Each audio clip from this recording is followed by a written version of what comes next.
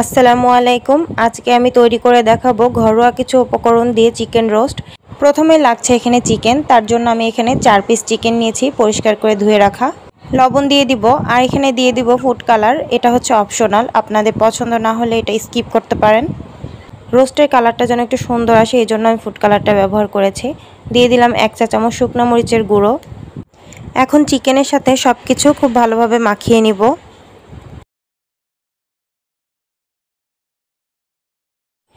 তো মাখানো হয়ে গিয়েছে। এখন আমি চিকেনগুলোকে 2 থেকে 3 ঘন্টার জন্য রেস্টে রেখে দেব। এর ফলে লবণ আর ঝালটা খুব ভালোভাবে চিকেনের সাথে মিশে যাবে।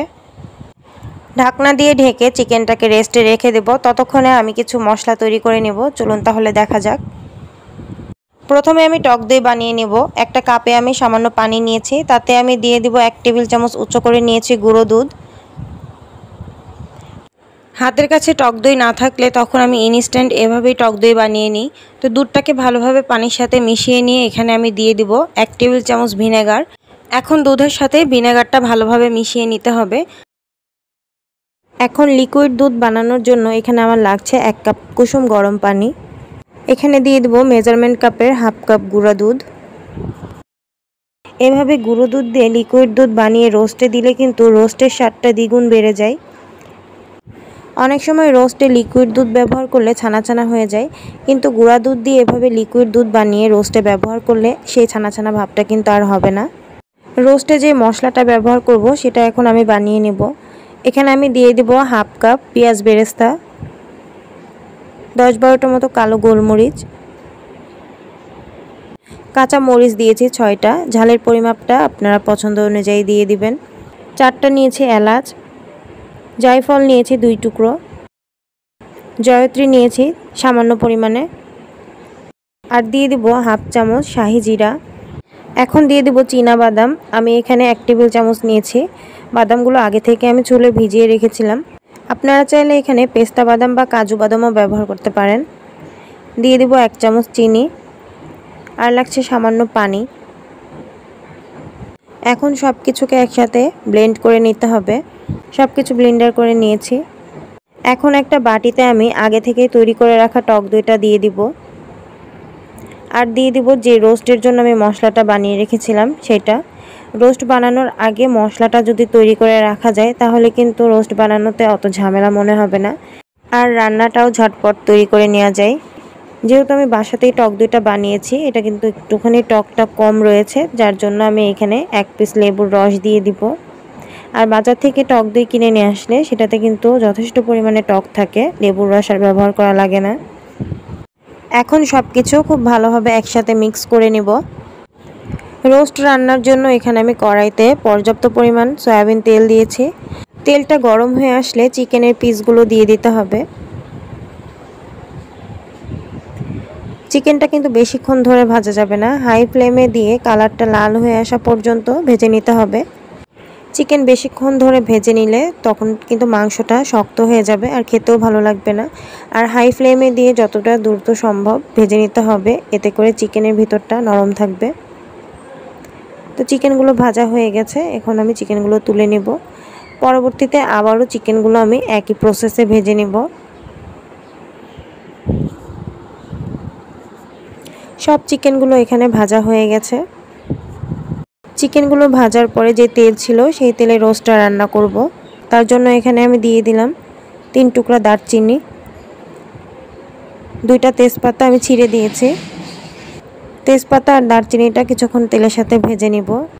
এখন দিয়ে দিব হাফ কাপ পেঁয়াজ কুচি। পেঁয়াজটা যেন দ্রুত নরম হয়ে আসে তার জন্য এখানে আমি দিয়ে দিব 1 চামচ লবণ। কিছুক্ষণ ভাজার পরে পেঁয়াজটা যখন একটু নরম হয়ে আসবে তখন এখানে অ্যাড করে দেব 1 টেবিল চামচ আদা বাটা। এখন পেঁয়াজের সাথে আদা বাটাটা কিছুক্ষণ ভেজে নিব। এখন দিয়ে দিব 1 চামচ জিরা বাটা। ঝালের জন্য এখানে আমি 1 চামচ শুকনো মরিচের গুঁড়া ব্যবহার করেছি, হাফ চামচ দিয়েছি ধনিয়ার গুঁড়া। সব মশলাগুলো এবার খুব ভালোভাবে কষিয়ে নিতে হবে। সামান্য পানি দিয়ে দিব যেন গুঁড়ো মশলাগুলো পুড়ে না যায়। মশলাগুলো খুব ভালোভাবে কষিয়ে নিয়েছি। এবারে অ্যাড করে দিব আগে থেকে যে রোস্টের মশলা আমি বানিয়ে রেখেছিলাম সেটা এখানে দিয়ে দিলাম। মশলার সাথে সব কিছুকে ভালোভাবে মিশিয়ে নিয়ে কষিয়ে নিতে হবে। এখন অ্যাড করে দিব সামান্য পানি। যে বাটিতে আমি মশলা রেখেছিলাম সে বাটিটা ধুয়ে আমি সামান্য পানি দিয়ে দিলাম। মশলাগুলো অনেকক্ষণ ধরে আমি কষিয়ে নিয়েছি। স্বাদ মতো লবণ দিয়ে দিব। এখন দিয়ে দিব ভেজে রাখা চিকেনগুলো মশলার সাথে মিশিয়ে নিব। পানি দিয়ে দিব, এই পানিতে চিকেনগুলোকে কষিয়ে নিব। ঢাকনা দিয়ে ঢেকে কষিয়ে নিব যতক্ষণ না পানিটা শুকিয়ে আসছে। 10 মিনিট রান্না করে নিয়েছি, এর মাঝেই কিন্তু ঝোলটা শুকিয়ে এসেছে আর চিকেনটাও খুব ভালোভাবে কষিয়ে নেওয়া হয়ে গেছে। এর মাঝে আমি ঢাকনা তুলে 2 বার নেড়েচেড়ে দিয়েছি যেন পুড়ে না যায়। এখন দিয়ে দিব আগে থেকে তৈরি করে রাখা লিকুইড দুধ। আজকে চিকেনটা আমি লিকুইড দুধ দিয়ে বানাবো, এখানে কোনো পানি অ্যাড করব না। সম্পূর্ণ রান্নাটা এই দুধেই তৈরি করব। কেউ যদি দুধ না দিতে চান তাহলে কুসুম গরম পানি অ্যাড করে দিবেন। আর যখন মশলা কষানো হবে তখন কিছুটা পরিমাণ গুঁড়া দুধ মিশিয়ে দিলেই হবে। এখন এখানে আমি দিয়ে দিব 1 টেবিল চামচ কেওড়া জল। এই কেওড়া জল ব্যবহারের জন্য রোস্টের থেকে একটা শাহি ফ্লেভার আসবে। দিয়ে দিব আস্ত কাঁচা মরিচ 4-5টা। এতে করে কাঁচা মরিচের ঝালটা বের হবে না, কিন্তু কাঁচা মরিচের একটা ফ্লেভার বের হবে। আরও নিয়েছি 7-8টা কিশমিশ। এখন দিয়ে দেব কাজু বাদাম কুচি।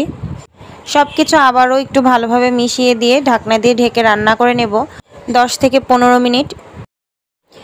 15 মিনিট পর চলে আসলাম। এখন আমি দিয়ে দিব এখানে 1 চা চামচ চিনি। যেহেতু আজকে আমি রোস্টটা একটু মিষ্টি করব, তাই আমি এখানে চিনিটা ব্যবহার করলাম। আর যদি ঝাল ঝাল রোস্ট খেতে চান তাহলে চিনিটা দিবেন না। এখন দিয়ে দেব পেঁয়াজ বেরেস্তা। চিনি আর পেঁয়াজ বেরেস্তাটা এবার চিকেনের সাথে একটু মিশিয়ে দিতে হবে। এ পর্যায়ে চুলার আঁচটা একদম লোতে রেখে দেব।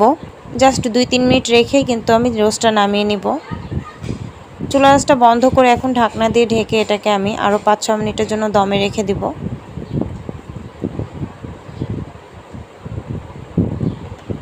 তো ঢাকনাটা তুলে দেখিয়ে দিই রোস্টটা আসলে কতটা লোভনীয় হয়েছে।